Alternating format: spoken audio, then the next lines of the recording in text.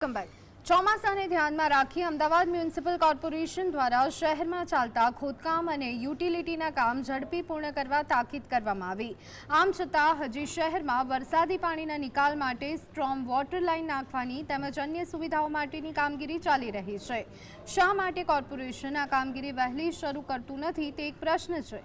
જીએસટીવીએ શહેરના કેટલાક વિસ્તારોની મુલાકાત લીધી, જેમાં માણેકબાગ, એઈસી અને રાજપથ રંગોલી રોડ પર કોર્પોરેશન દ્વારા સ્ટ્રોમ વોટર લાઇન નાખવાની કામગીરી છેલ્લા 1 મહિનાથી ચાલી રહી છે। આ કામગીરીના કારણે એક તરફનો રસ્તો બંધ કરી દેવામાં આવતા સોસાયટીના રહીશોને હાલાકીનો સામનો કરવો પડી રહ્યો છે। લોકોનું કહેવું છે કે જો વરસાદ આવશે અને કામ પૂર્ણ નહીં થાય તો ભારે મુશ્કેલીનો સામનો કરવો પડશે।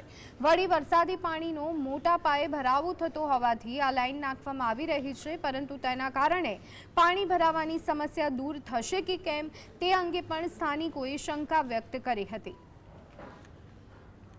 એક લાઈન ચાલુ છે ને તેના કારણે હાલમાં અહીંયાના રહેવાળા વિસ્તારના જે લોકોને હાલાકી બહુ પરેશાની જો ભોગવવી પડે છે, કેમ કે એક લાઈન બીજી બંધ હોવાથી બહુ ટ્રાફિક જામ વધારે રહ્યા છે। અને જો તમે જોયું છે હમણાં એક એમ્બ્યુલન્સ નીકળી તો એને પણ બિચારીને જલ્દી સારવાર મળી નહીં, તો એના માટે પણ દર્દીને પણ વધારે પરેશાની ભોગવવી પડે છે। તો જેટલું બને એટલું અમે સરકારથી નિવેદન કરીએ છીએ કે જેટલું બને એટલું જલ્દી આનો નિકાલ જલ્દી પતે તો સારું, તો તકલીફ ના પડે। એક તરફનો આખો રસ્તો બંધ કરી દીધો છે, તો એક તરફનો આખો રસ્તો બહુ તકલીફ પડી જાય। કેટલા સમયથી બંધ છે? મહિનો થવા એવું લાગે છે। અચ્છા, તો કામગીરી ઝડપી થાય તો વધારે સારું। અમદાવાદ મહાનગરપાલિકા દ્વારા હજુ પણ છે તે વિવિધ જગ્યાએ છે તે સ્ટ્રોમ વોટર લાઇન તેમજ અન્ય જે યુટિલિટીની જે કામગીરી છે તે કરવામાં આવી રહી છે।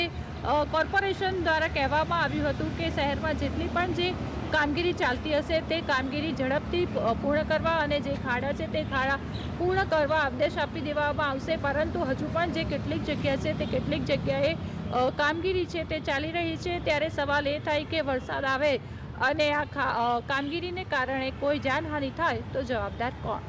ઝલક અત્યારું, જીએસટીવી, અમદાવાદ।